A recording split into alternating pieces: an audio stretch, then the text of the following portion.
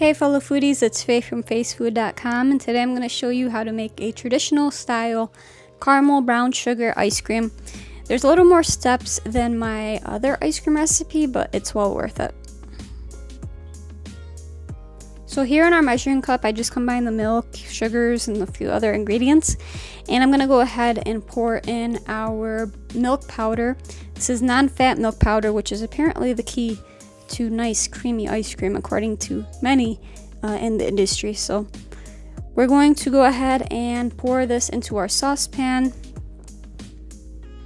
Now milk powder is available at pretty much everywhere. I've found it at a Kroger, so if I can find it there, you can find it anywhere pretty much.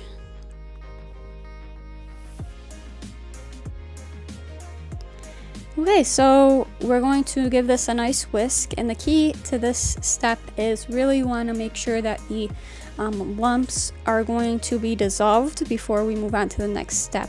So give it a nice whisk, really break up the lumps in there, and then we'll move on to the next step. Now we're doing this over a medium heat, by the way. So once the lumps are dissolved, we're going to pour in our cream, which is kind of important because we're making ice cream, right? So we're gonna give this a nice whisk.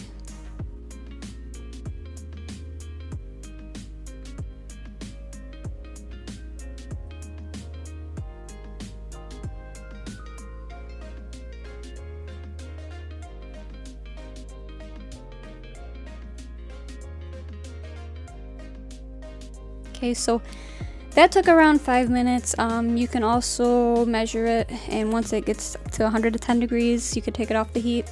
Either way works fine. So now we have our egg yolks that we kind of broke up with our whisk. So while whisking frequently, as we are here constantly, we're going to pour in slowly our half a cup of the milk cream mixture. And what this is called is, of course, tempering. We're just really bringing the egg yolks up to temperature, just so that when we put it into our hot cream milk mixture, it won't be shocked and become kind of curdled and become scrambled eggs, you know? So this is an important step here.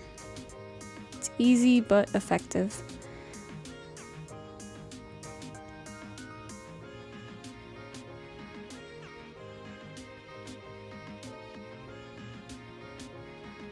Alright, coolio. So now we put it back into our milk and cream mixture, and again we're going to whisk this constantly while doing so.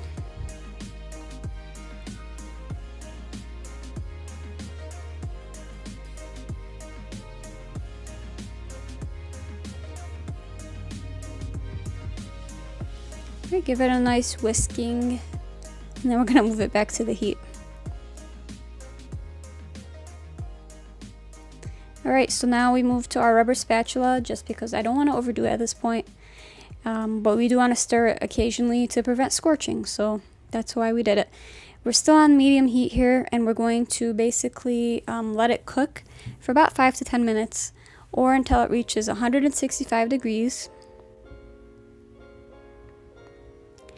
Alright, say you don't have these handy dandy thermometers, guess what? There's another way to tell when it's done.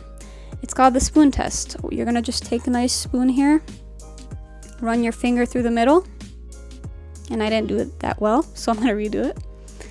And you can see how both sides are kind of staying in their lane. That's what we want. If it doesn't move back to the middle, then you know it's ready. Alright, so now we're going to go ahead and put our saucepan into our prepared ice bath. And for the first minute or so, I'm going to give it a stir just to help it kind of dissipate the heat, get it going, cooling, you know.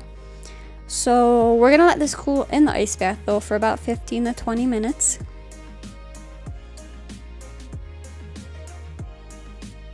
Once it does its thing in the ice bath, we're going to move it to a wire mesh strainer with the plastic container underneath, of course. And we're going to pour in our ice cream base. And this step is also important because we don't want any of that, whatever that is, in our ice cream. So that's some cooked egg and lumps, and we don't want that in our ice cream. So we're gonna do that step, and then we are going to cover our base and refrigerate it for, I refrigerated it overnight, but you can just refrigerate it for a few hours and that will work totally fine as well. Okay, then you want to get your ice cream maker ready and you want to pour in your base, and we're going to just prepare it according to the manufacturer's instructions. Every machine is going to be different really, but mine took about 15 to 20 minutes. That was really enough time for it to incorporate the air so it's nice and light and creamy, but not too much time where it's going to curdle on me. So you really kind of want to test your machine and know it well before you try these kind of recipes, to find the nice balance.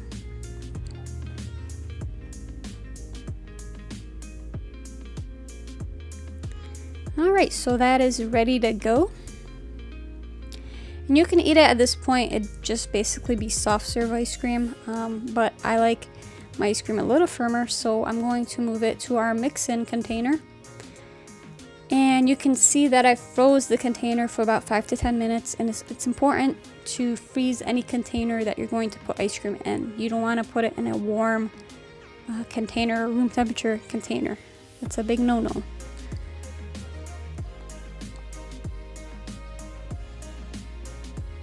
Okay, so now we are going to add our mix-in, thus the mix-in container. Our mix-in today for this video is going to be the caramel sauce. Now I made this homemade caramel sauce. You can make your favorite homemade caramel sauce recipe. You can just use some store-bought caramel sauce. It's totally up to you.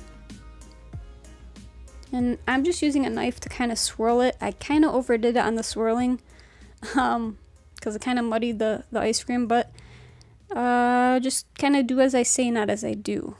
Give it a nice light swirl.